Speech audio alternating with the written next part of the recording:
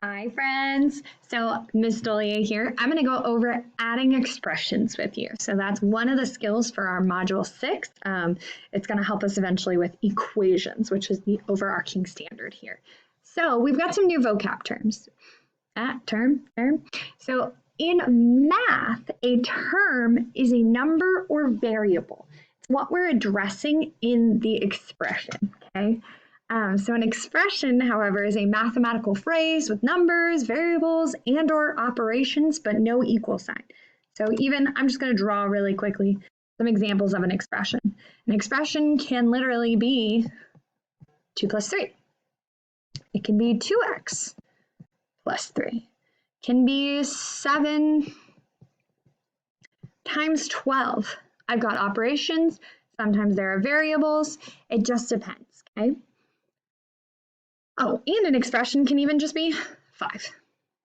All right, but in those cases, 2 is a term, 3 is a term, 7 is a term, 12 is a term, 2x is a term, 3 is a term, 5 is a term. So the terms are the parts of your expression, okay? And then a variable, which out of these expressions would be this guy. Whoops, there, x. So it's a symbol, usually a letter, for a number that is unknown. So instead of being very primitive and saying 2 times something plus 3, we started using letters. It was easier than putting a star or a question mark. It just made it a little easier for mathematicians to say, hey, this is the piece that I don't know. And a constant. A constant is a number on its own. So in this case, that 2x, we've got our variable, that's the coefficient in front, but the 3 is the constant. It's a number all by itself. Okay, so a 2 is a constant, 3 is a constant, 7, 12, 5. All of those pieces are called a constant, and I'll model that a little more as we get lower. So we have some steps for simplifying algebraic expressions. These steps are going to be the same whether we're adding, subtracting, or using distribution. So that's why you're going to notice this step 1. We're not going to use it here, but it's still a part of our steps that we need to know. So first off, check if there is any distribution in the problem, then distribute first. We won't have distribution here, and we actually haven't learned it just yet, but it's still a part of our steps.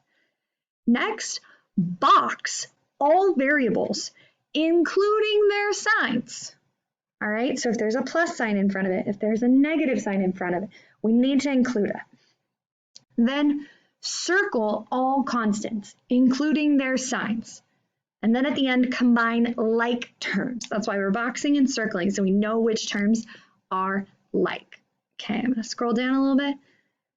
All right, that's good. So I can't distribute because there is no distribution in this problem. The next step says box all constants. And I want to use fun colors for this one. So I'm going to, or not constants, sorry, variables. So I'm boxing the 5m. I need to include the 5. There wasn't a minus sign or a plus sign in front of it, so there's nothing to include. And then 2m, because they both have the variable. So I have 5m and I have 2m. Now I'm going to circle, I'm going to use this fun color. I'm going to circle my constant. So that positive 4, that positive 9. I may have to use a different color because that's very light. All right, now I combine my like terms. So I'm going to rewrite this expression. I'm going to write it as 5m plus 2m, and I put a plus sign because it literally had a plus sign there. And then we'll see if I use this color and I can't see it, I'll go back. Plus 4, nope, too light. Ooh, we're going back, Miss Dolly. Too light. Let's use a dark purple. There we go. Sorry. And I'll even recircle it so you see that I'm using these numbers there. Okay, so plus 4 plus 9. I can only combine like terms. That's why I boxed the m's and I circled the constants. So I'm going to combine 5m and 2m. And it's like saying I have 5 apples, I have 2 apples. So together, oh no. I tried to change the color on that. That was frustrating. There we go. Together, I have 7m. Then I need to combine 4 and 9 because those are like terms. They don't have a variable. So 4 plus 9 is 13. This is my ending answer. 7m plus 13. And I'm going to model it in a different way really quickly. I can think of that 5m as being 5 rectangles, and these are all positive. So 1, 2, 3, 4, 5. Positive, positive, positive, positive, positive. The other one was 2m. Yeah. So there are 2 of them. So all together there were 7. And even with the 4 and 9, there are 4 constants. 1, 2, 3, 4. And over here there were 9. 1, 2, 3, 4, 5, 6, 7, 8, 9. And I can count these all up. But these were all positives, which is why I was able to just add them. However, if I had some negatives in there, my answers are going to be different. But that's another way I can show the math that I did. All right. And now I'm going to do another one, and it has negatives this time. Okay. And I don't want the other one to confuse us. So there. Okay. First off, I check if there's distribution. Well, in this case, there is not. So now I need to box my variables. All right, so I'm going to box G, and I'm boxing negative 3G because I need to include the sign. And now I'm going to circle my constants. I want to use lime green because why not? And I include their sign. So that is a negative 5. Not a positive 5. That one's a positive 4, okay? I'm going to rewrite this expression. So now that I can combine like terms. So G minus 3G, or that's the same thing as plus negative 3G.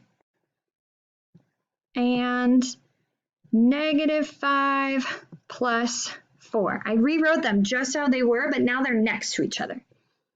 All right, and now I'm going to finish it up. I'm going to combine those like terms. Well, G minus 3G. Oh, what does that even mean? G, well, it's like saying I have an apple. So if there's no number in front, that does mean that this is 1G. So 1G subtract 3G. I can think about a number line. I can think about algebra tiles. I can remember my steps for if I have more positives than negatives. But 1G subtract 3G is negative 2G. All right. Then when I do this negative 5 plus 4, I have more negatives than positives. This is negative 1. And maybe you're like, I don't remember my negatives. I'm going to model it really quick for you. So I'm going to draw it like I did above. So that G is a positive rectangle. Those negative 3G's, I've got 3 negatives. And then with my circles, I have 5 negatives. So I'm going to draw 5 circles. 1, 2, 3, 4, 5. And I need to make sure I mark them as negatives or else I won't remember. And 4 positives. 1, 2, 3, 4. Well, 1 positive, friends, and 1 negative make 0. So I have 1 positive rectangle, 1 negative rectangle. I have 1 negative circle, 1 positive circle. 1 negative circle, 1 positive circle. 1 negative circle, 1 positive circle. 1 negative circle, 1 positive circle.